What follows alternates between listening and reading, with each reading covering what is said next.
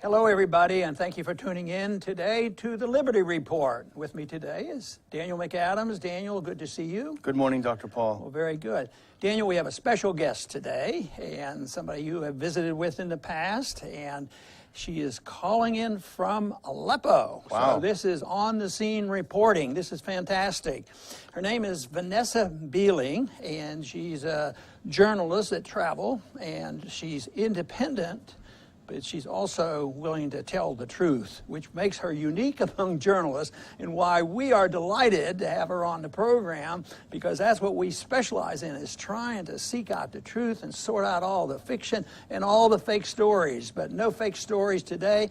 Vanessa, welcome to our program. Oh, thank you so much, Dr. Paul. And just to let you know, I actually returned from Aleppo last night. I'm now back in Damascus, but I was in Aleppo for 3 days. You're in Damascus, okay? That's pretty close. I understand that country is not all that big. That's probably like you're still in Texas, you know, when you go there. Well, anyway, we know that you've been there a while, and we know that you're one of the rare, if not the rarest, individual who will go into a situation like it was in Aleppo. Actually, I think you were in eastern Aleppo, and we're real interested in that. Our audience is very interested in this, to getting some real news and real facts. So if you could give us an update about what you did last couple weeks and exactly what's going on in Aleppo, because most of what we're reading now in our press is the evacuation. It's on again, off again. How are we going to protect these people, and who's on whose side, you know, that sort of thing. So if you could give us an update on that, I think that will be well appreciated. Sure. Basically, I spent 3 days in, as you said, East Aleppo, in the all the areas that had been liberated. The old city in Aleppo, the area of Hanano, we went to literally just 2 or 3 days after its final liberation, and so we spoke to civilians in that area, literally, who were finally liberated from the various terrorist factions led by Nusra Front, but including factions like Nour al-Dinzinki and Ara al-Sham. Those two, of course, have not been designated terrorist groups by the United States, despite Nour al-Dinzinki having beheaded the 12-year-old Palestinian boy, Abdullah Issa, a few months ago. But those were the main groups that were embedded in East Aleppo and basically imprisoning the civilians. Everybody that we spoke to in those two areas, or who had managed to leave those two areas, told us of the atrocities that were carried out by these terrorist groups. One woman explained to us on film that they had, just before the liberation, they had basically imprisoned her 8-year-old daughter. Her eldest daughter was marked for rape. And literally the only thing that saved her was the day that the Syrian Arab Army liberated Hanano, was the day that the eldest daughter was going to be taken. The 8-year-old daughter died in prison, by the way. She also told us of the fact that it was the terrorists who were firing upon civilians trying to leave via the humanitarian corridors that were set up by the Syrian government and the Russians. And she told a woman in particular who was trying to escape, fell on the floor. She was starving. Another thing that was made very clear by all of the testimonies was that the terrorists had been receiving humanitarian aid, including food and medicines, but they'd been stockpiling it and basically rationing it to the civilians, also selling it at extortionate prices, most of the civilians couldn't afford it. This particular woman fell on her knees in front of the terrorists and she begged for food, and they shot her in the mouth. This was only one story of the horrendous atrocities that we were told about, of summary executions if anybody expressed any allegiance to the Syrian government or even to the Syrian army. of the Syrian Arab Army, if they were discovered, they were summarily executed by the terrorist factions. Schools were taken over and used as weapon stores or as training grounds or Sharia courtrooms by the terrorists. In fact, we were approached by the director of one of the schools in Hanano, who very proudly said to us that only 3 days after the liberation, volunteers had cleaned out the school and they were going to welcome children back into it in the next sort of 24 hours. He showed us around the school. He showed us the Nusra flags that had been left there, the graffiti on the wall, the bullet holes in the courtyard where they'd been using it for weapons training, and also where the fights had taken place. Another thing to be very clear about, particularly in Hanano, the damage to the buildings was very much in line with ground fighting, not the aerial bombing that everybody has been amplifying, particularly in Western media. The buildings were not collapsed from the roof down, which is what you would see under a bombing campaign. They were basically holed by mortar fire or shell fire. And in fact, many of the civilians told us that the terrorists had been using chemical weapons on the civilians in West Aleppo, but also in East Aleppo.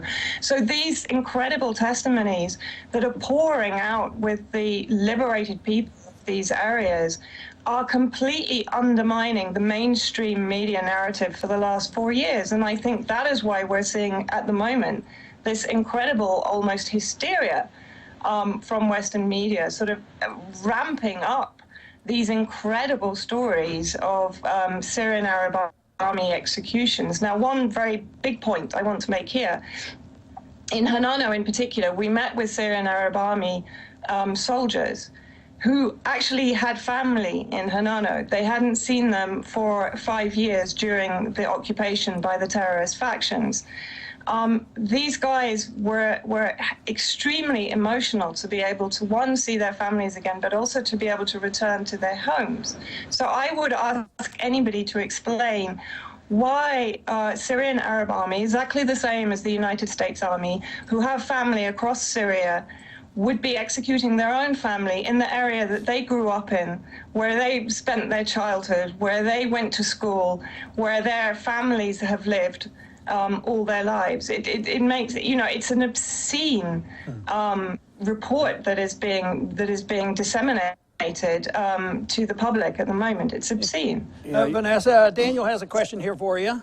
I was going to say, Vanessa, this may shock you, but the news we're getting here from Western sources is slightly different than what you're telling us, as I would say probably diametrically opposed. They talk about death squads roaming around, army death squads, people desperately burning their belongings so they're not looted before they escape. What kinds of sources are they using? Where are they getting these stories from that really do dominate the Western coverage? Well, I mean, this is another extraordinary thing, Daniel. We've covered the white helmets in the previous program. Very interesting. All of the civilians that I spoke to, both in Hanano and in Jibrin, which was almost the collecting center for people leaving the eastern districts to come and register to undergo a sort of a medical examination. None of these civilians had received any medical treatment from the terrorists in the 4 years of their imprisonment. This is a very important point to make, because we've heard time and time and time again about the last hospital, the last doctor, the last activist, the last everything. And the narrative has been very much the Syrian and Russian bombing of hospitals. But these hospitals, from all the testimony that we're receiving across all the eastern districts, were occupied by terrorist factions. They were used only to treat terrorists. No medicine was made available for the civilians, and no civilians were treated. Even one woman showed me a bullet that had gone through her hand and lodged in her hand and had caused an awful scar. And she said basically she'd never dared go to the hospital to be treated because she was so terrified of what the terrorists would do to her and her family had she gone. And this is only one of the testimonies testimonies. I have to stress this. It's one after another. And the very interesting thing, I asked all of these civilians if they knew of the white helmets, if they had come across them. All of them said no, they had never seen them. One person said to me, yes, he knew of the civil defense, but he said they were the civil defense of the terrorist groups. He said they didn't treat civilians.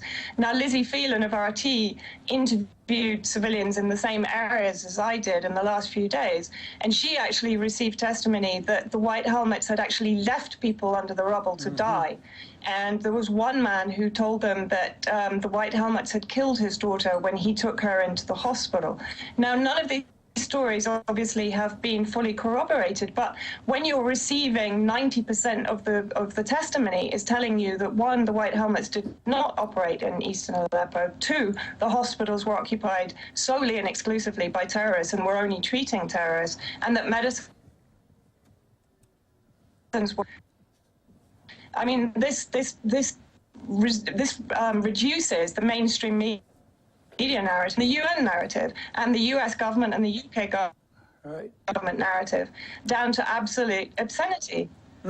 Vanessa, I want to see if I can get the picture here. The war's been going on a long time. We've been, the news has not been beneficial to the average person to understand this. You're describing a real mess over there and tragedy and a description of us not getting the message. But to me, a significant event has occurred. Aleppo has been taken over by the Syrian government.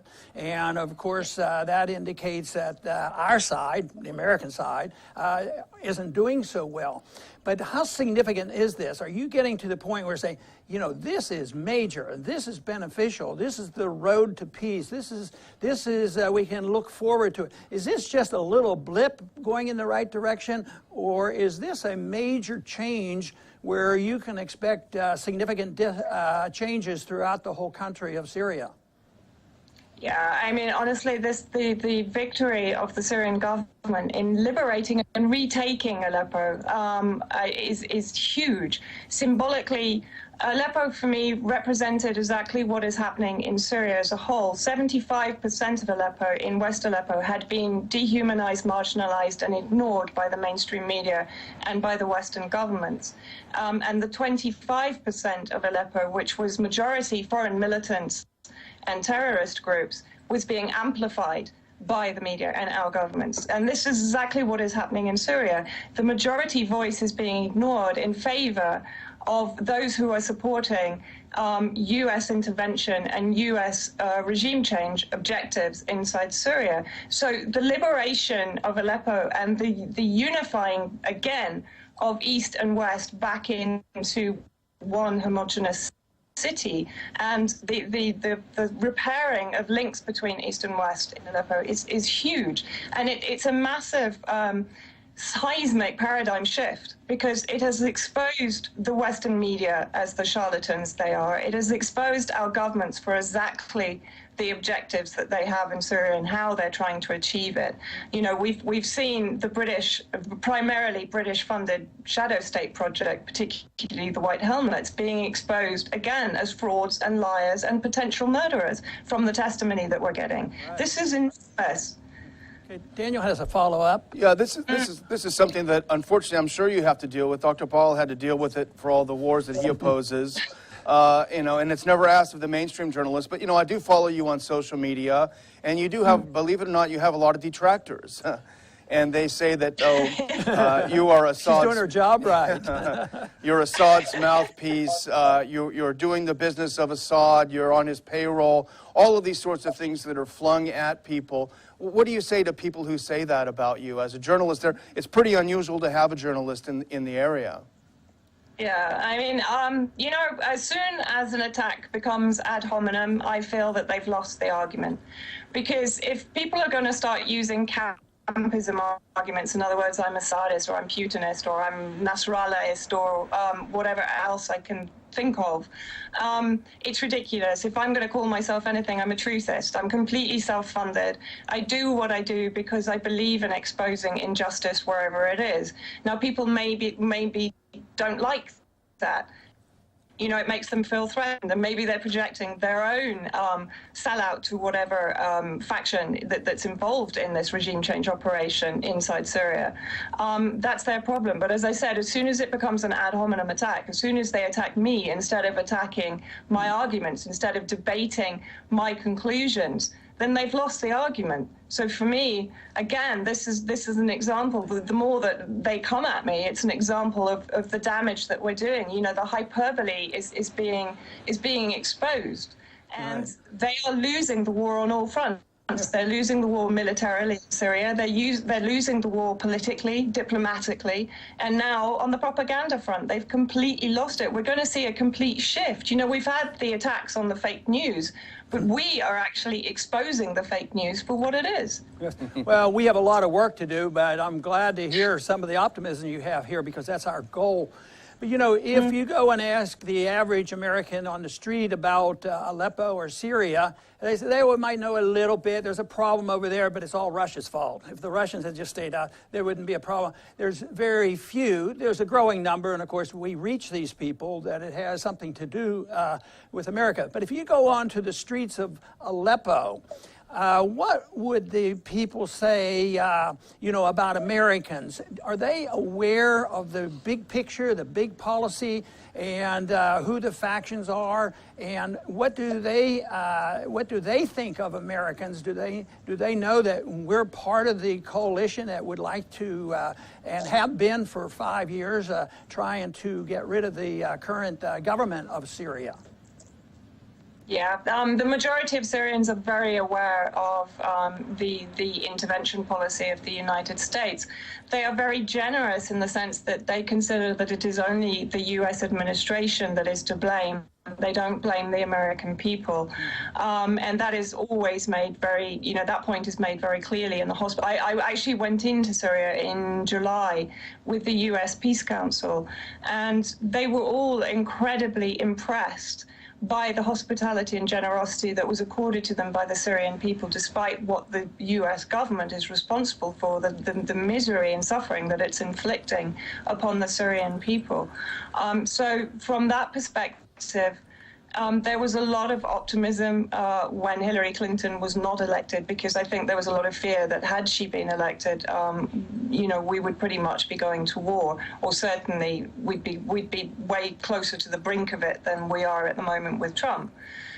So there was a huge sense of optimism from that also. Just going back to the Russian perspective, let's be very clear here. Russia was legally invited into Syria by the elected government, unlike the United States that is intervening illegally and is carrying out war crimes, as in the bombing of the Syrian Arab Army soldiers in Deir ez-Zor a few months ago, or a couple of months ago, for example. And Russia, you know, I was in East Aleppo. I went to Jibrin, which, as I say, was the registration center for civilians leaving East Aleppo. I was allowed to go in and film in the Russian field hospitals that had been set up there by Russian medics to attend to all of the civilians that were coming in. And they said on average they were seeing about 150 a day with various injuries from unhealed, broken bones. I saw a young man in there who was emaciated, could barely breathe, and was skin and bones, and they were treating him so kindly. The humanitarian effort by Russia inside Syria is never ever reported in Western media. It's extraordinary. You know, Vanessa, State Department spokesman John Kirby said, I think it was yesterday, I didn't see any celebration in Aleppo when it was liberated. I didn't see any pictures of it. Did you see any? Of course I did. I mean, people were out on the streets, particularly after the old city was liberated. This was extraordinary. I mean, that night we actually got into a taxi and the taxi driver was crying. We filmed him, we actually interviewed him, and he was weeping. And he said, this is, you know, maybe this is an end to the hell that we've been living under. Because another point to make is that the terrorist factions funded by the United States coalition in East Aleppo were daily firing mortars and missiles and explosive bullets. It was happening when we were there in the area we were. The explosive bullets were hitting within meters of where we were staying, as were the mortars. And children, I mean, thousands of children have been eviscerated, mutilated, lost arms and legs as a result of these mortar attacks that, again, have never, ever been highlighted in Western media. And today I was told, it's unconfirmed reports, but I was told that in the area that has just been evacuated of the remaining militants in East Aleppo, they have found huge stores of missiles, including possibly Grad missiles. So again, this points to, you know, the absolute hypocrisy of the United States, who has been arming these terrorist factions in order to massacre not Syrian Arab army, which would be logical. If there's a civil war in Syria, you would expect these so-called rebels to be using these missiles against the Syrian Arab army, but no, they're using them against civilians. I mean, you know, this is, it's disgusting. Vanessa, you know, you've been involved in this for a while. I'd like to know a little bit about how you got involved in this type of journalism, this desire to get the truth out. Have you been doing this for a long time, or did you have an epiphany somewhere along the way? Tell us how where did you achieve this determination? I grew up, my father was British ambassador to various countries in the Middle East, so I actually grew up in the Middle East as a child, and I obviously spent my life with him, and he was always, throughout his career, and even when he retired, working on behalf of the Palestinian cause. So about 4 or 5 years ago, having sort of studied his papers after his death in 2000, I decided to go to Gaza. I lived in Gaza during the 2012 Israeli bombing. I lived there again in 2013. And during that time, I also then developed the interest in what was happening in Syria. And it sort of snowballed from there. And I think that sense of wanting to expose injustice probably came very strongly from my father, and has been part of my life, all of my life, but has been focused on the Middle East in the last 4 or 5 years. More time yet, and I think Daniel has a short question, and then we'll be thinking about finishing up. Go ahead, Daniel. Yeah, I was just watching a clip earlier today from Democracy Now!, which has been mixed at best on Syria, let's put it that way. But they had a debate between Ken Roth of Human Rights Watch and Professor Stephen Cohen of New York University, of two very, very different perspectives. And it was a fascinating debate. But what Ken Roth said, I think, is what you and I heard when we had an interview together yesterday, and we've heard it a lot, which is that the Russians and the Syrians have gotten together with the intent of bombing civilians in Syria. And no one has ever explained how that makes sense. If the Russian government just felt like killing a bunch of people, surely they could do it closer to home at a lot lower cost. So it just defies logic that this is the dominant theme in American thinking about Syria. Well, exactly, Daniel. And you know, if the Syrian government's intent were to bomb its own civilians, why is it not continuing to do that now that the militants have been evacuated? Instead, it's taken in around 95,000 civilians from East Aleppo in the last few weeks, all of whom have been registered, all of whom have been medically treated, all of whom have been either reunited with their families in West Aleppo or sent into the internally displaced people camps to be then moved on to housing until their homes can be rebuilt. I mean, we've seen, again, when I was in Aleppo, I saw tremendous projects going on to rebuild the areas that have been liberated almost immediately. We saw diggers and earth movers out clearing up the streets in Hanano. We saw the schools, as I mentioned, being opened again so children could get back into education, an education that they've been deprived of by the terrorist factions for the last 4 years. And across Aleppo and across Syria, we see this all the time. In areas where, which have been liberated from terrorist occupation, we see massive efforts from the Syrian state to rebuild, to rehome. There's a reason that 90% of IDPs, internally displaced people, which is over 6 million, have headed for government-held areas. Now, you know, if the government were to be bombing its own people, why is it then taking in the people that the US claims it's bombing into government-held areas. Like, I mean, it sort of beggars belief. It so defies logic and rationale. Vanessa, this has been great. It's so delightful to have somebody answering some of these fake news stories and getting some real news. And you may be the only one, if there are more, there aren't very many, to really get some news out here, which is trying to level with the people of the world, not just our audience, to level with people on what's going on. So we want to really thank you for this. But I want to ask you, another one short question is, you said you're self-funded, and I don't know whether you take donations or not, but you're free to give an address out, and because I would encourage people to support your efforts, because if people want to deal with fake news, they need to help people like you to get the real news out. Could you give us a little information on that? That's very kind of you, Dr. Paul. Yes, actually, I do have a donation button on my blog page, which is thewallwillfall.org. If people would like to donate, I mean, I literally do self-fund. I sort of gave up pretty much everything at the beginning of this year to be able to focus on doing what I do. Another thing that I'd like to point out, a very dear colleague of mine, another very brave journalist, Ava Bartlett, is currently touring the United States, speaking on her time in Aleppo and Syria. During this year, she spent extensive time, as I have, in Aleppo and the rest of Syria. So if anybody is in the areas that she's speaking in, please do go and see her. She's also an amazing truth bringer. Wonderful. And I'm sure Daniel will join me in this in thanking you very much for being with us and helping us get a message out, which we think is so important. Thank you. Thank you so much, both of you. And I want to thank our audience for being with us today. I consider this a very important program because our goal is to get real news out there and try to counteract the mainstream media. But she gave us a lot of information about what's really going on in Syria, especially in Aleppo. And it's not removed. If you look at most of the news story, they come from Beirut. It's not that they might have a glimpse on what's going on in Beirut, but let me tell you, it's nothing like spending time on the ground in East Aleppo and talking to these people and sorting out who was doing the killing and the fighting and having an honest assessment.